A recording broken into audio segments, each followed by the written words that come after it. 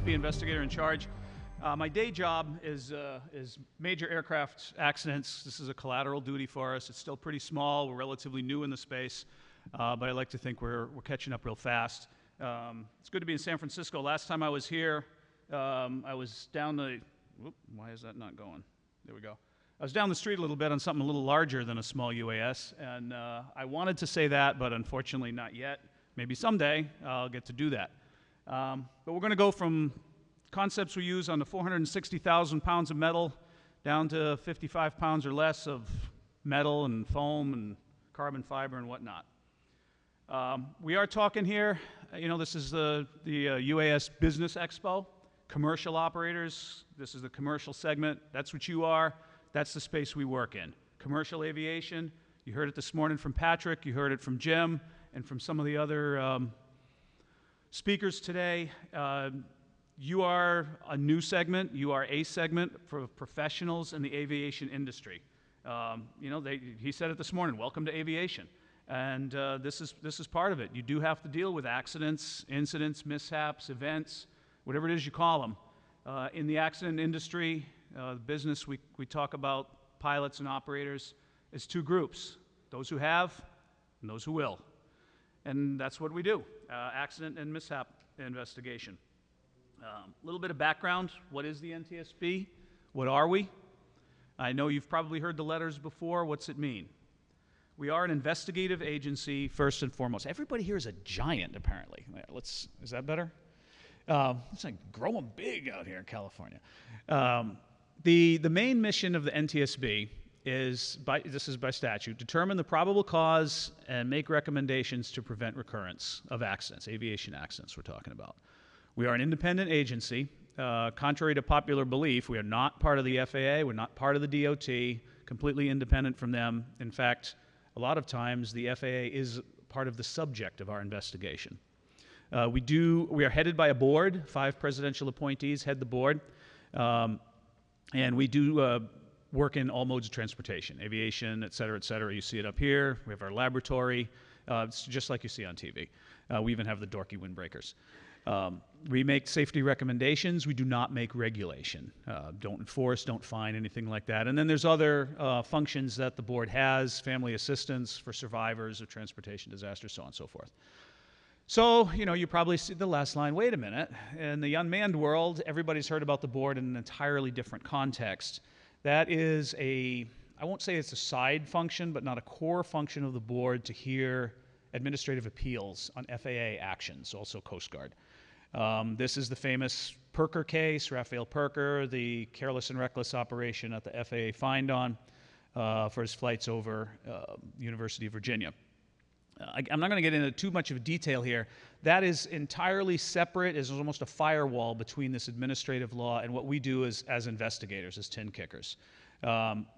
Just I want to say this, make it for the public record, for everyone. Again, in spite of the common conventional wisdom, the board, when they settled this case, did not redefine the term aircraft. Aircraft has been written the same way in U.S. Code 40102, which is law, for decades.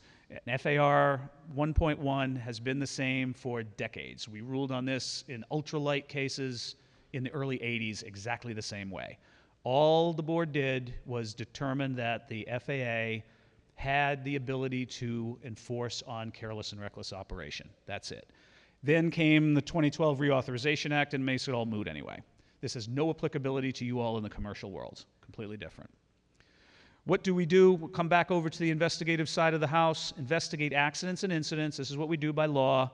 And we've been involved in UAS really since about 2006 when Customs and Border Protection MQ-9 Predator crashed in Arizona.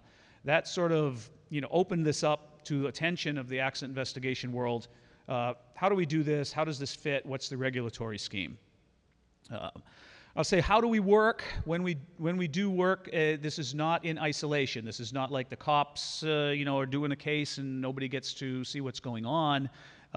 There is what we call the party system. You'll be involved. I'm going to talk about that in a minute. And there's a whole international protocol and treaty as to how investigations are conducted. Again, since you're part of aviation, it all falls into that as well.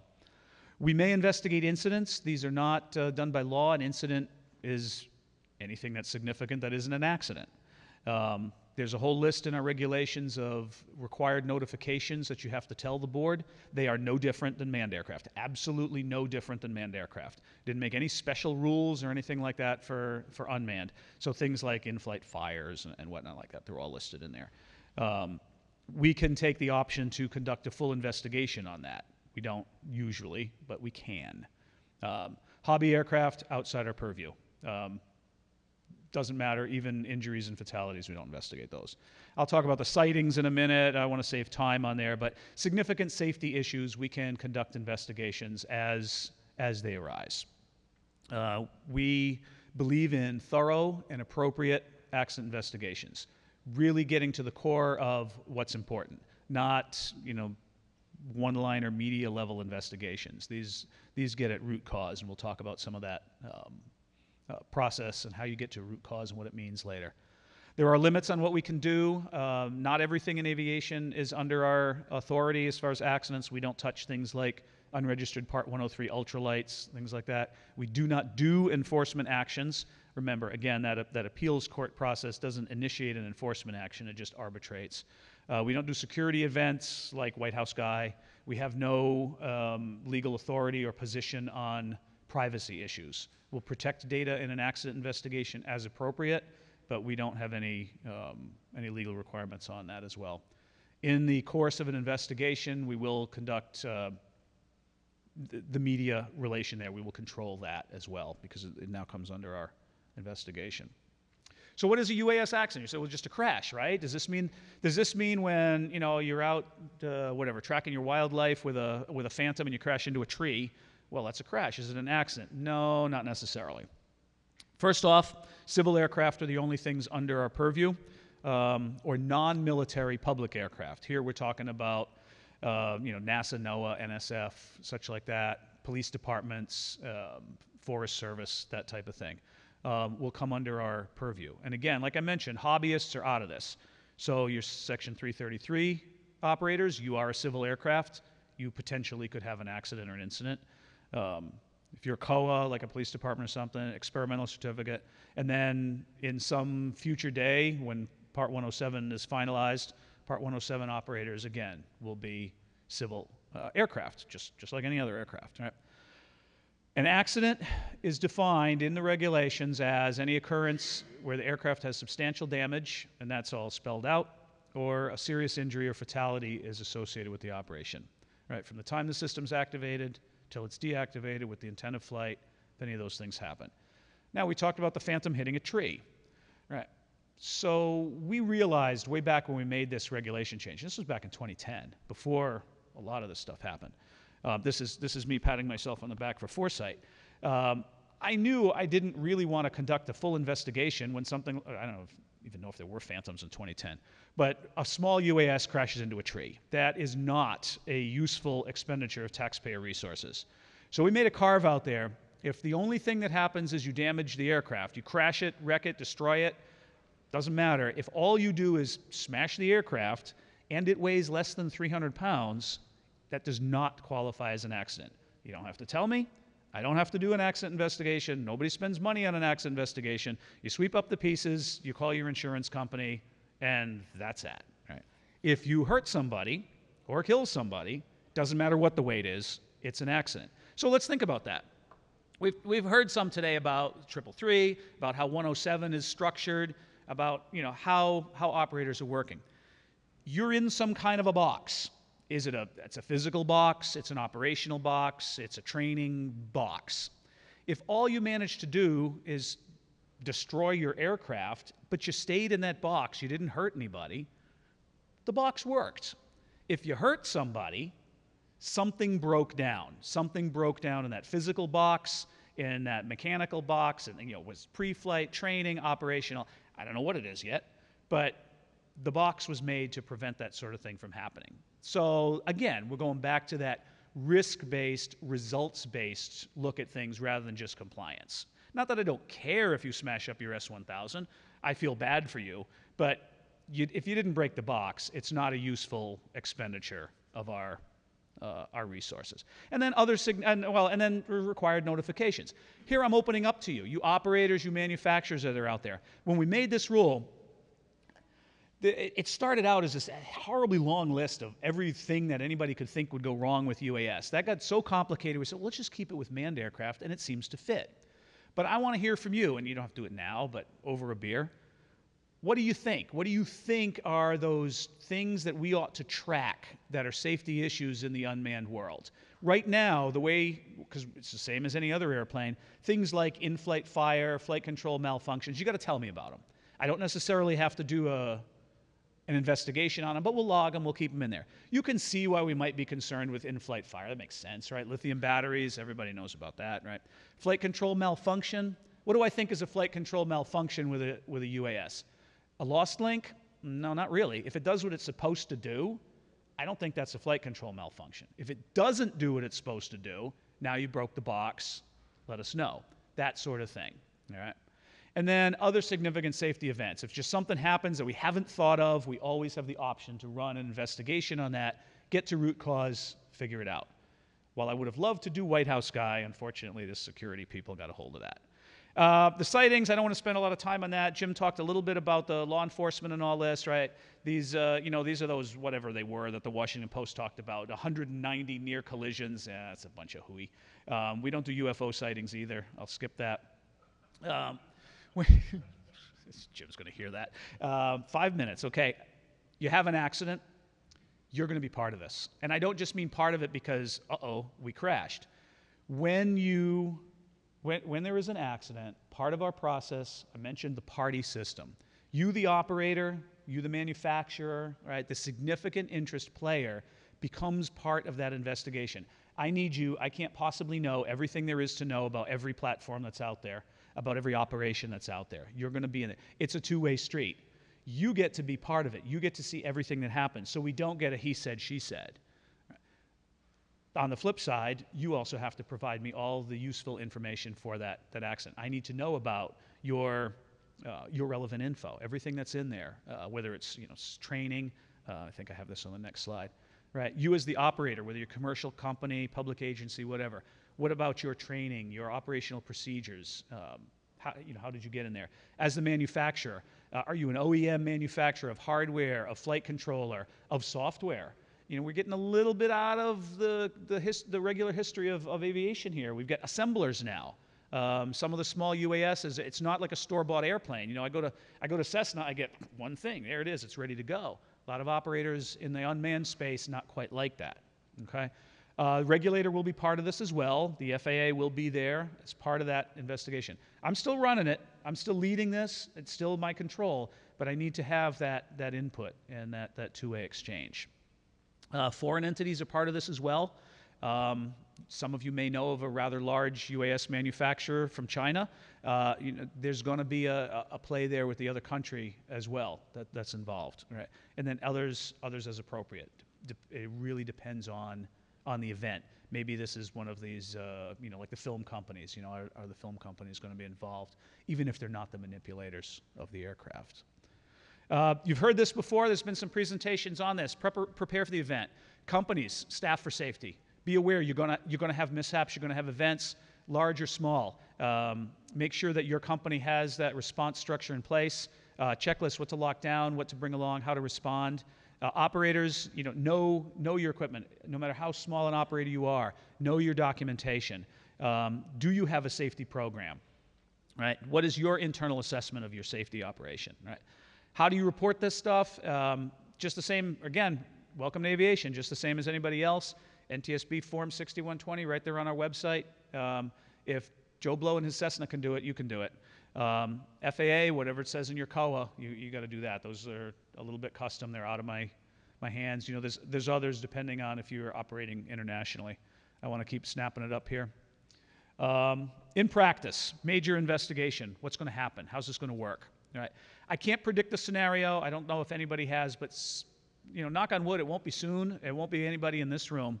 I can't predict the scenario, but we want to avoid that major disaster. I've heard this from the military, the 3 Mile Island event. The event that occurs and the public perception of what it is far worse than what it really was. Right?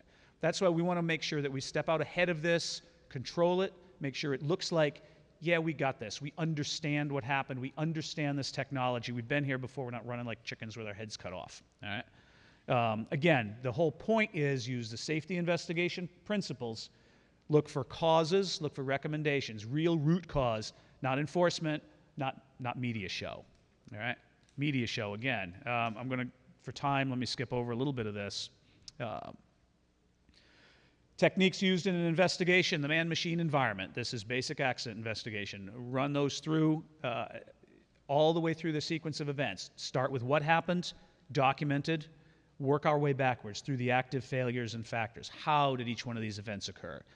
It's not satisfactory to me to say, it flew away. No, that is not an accident investigation. Root cause, why?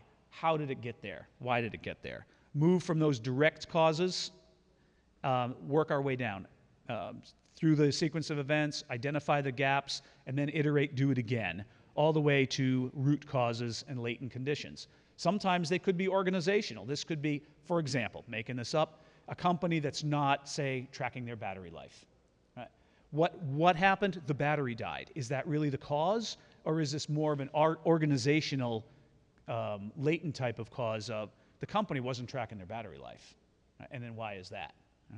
Is that a training issue? Right? Flowchart version of basically the same thing I said. Working our way down. Man-machine environment again. I have some samples. I think time-wise, I want to keep it going here. I don't want to go through too much. We do have a pretty good database now of some issues that have happened with some public aircraft operators, some others. I see, if I had more time, I could go into details on some of these. A lot of these, the proximate cause are not that strange, they're not that difficult. We've seen them in manned aircraft, and we work our way back and we see how did this happen? Why did it happen? A lot of times it devolves down on that human or onto the organizational, the root cause really in training and understanding the machine. All right?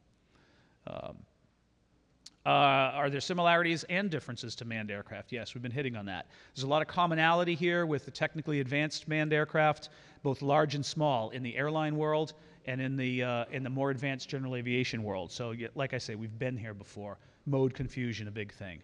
Common features to the air traffic world, right? You're working with something remotely.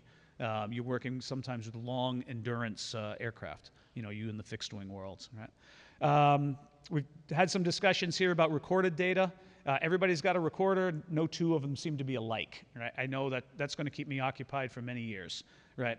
Whose format is what? What does this really mean? What is this cryptic acronym in your data logger really telling me about? You'd think it's wonderful in the flight data recorder world and manned aircraft. Frankly, it's not that different. At least there's some standards there. Here, we have no standards. Every single one is going to be learning it all new again. Frequency spectrum, Jennifer from the coalition talked about that, so I can skip that over. Probably one of my best pieces of advice for anybody as far as safety. Plan your flight. Know what you're up to. Know what you're capable of. Fly your plan. Everybody's got some drone safety principles. I don't have time to go through them. Patrick, we don't have time for case studies, I don't think. We can talk about them over... We can talk about them over beer. Don't do that. I'll be here. This was a case study. I wish I had time. We can chat about them. Part 107, let me hit quickly on Part 107. We, the agency, commented on it. I wrote them personally myself. Basically, the NTSB has, on record, general concurrence with Part 107. We basically said we don't see anything in there that's inherently unsafe. When we comment on a rulemaking like that, we'll comment based on previous board action, previous recommendations or investigations. Again, like I said, we don't see anything in there that's inherently unsafe. We try not to comment on speculation or, Chicken Little, the sky is falling. Well, this could happen. Don't do that. As far as other expansion, we just don't say anything about it. Things like FPV or night operation. I have no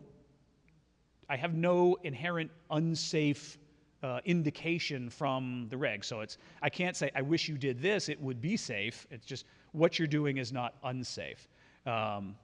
There's a few things in there we'd like to apply to the knowledge tests that we see from history. I'll harp on batteries again. I'll harp on knowledge of modes and lost link again. Again, we're not saying you must have such a technology or you must have such a requirement in the reg. All we said in our comments is FAA, make sure there's some questions on this in the knowledge test. That's it, okay? I'm a little bit antsy about this operator terminology because in the commercial world and with our procedures, it can get kind of vague. We didn't specify that we want a different name. We just said think about it. You know, they don't want pilot. They said operator. That gets a little confusing. I wanted to throw out there aeronaut. That didn't get through. ICAO calls them remote pilots. I think maybe that would be a better way to go. Then we're harmonized with ICAO. So Part 830 will still apply, scoped appropriately if this thing comes through. Will we modify Part 830? Will we modify the weight cutoff? Talk about it if somebody wants to. Bottom line answer, probably not. We'll probably stay the same for right now. Unless, you know, multiple disasters happen and a congressman calls me. That's always a rule. The congressman calls me rule. That's it. Events will happen. Those who have, those who will. I like to think we're going to be able to do robust investigations with you, the community, operators and manufacturers. You are part of this before, during, and after. Right now is the before. Lay the groundwork now. Works good. That's how you get a hold of me. I'm probably the easiest person in the government to reach. I actually do answer my phone and my emails. There you go. We don't have time for any questions or war stories. Talk to me over a beer.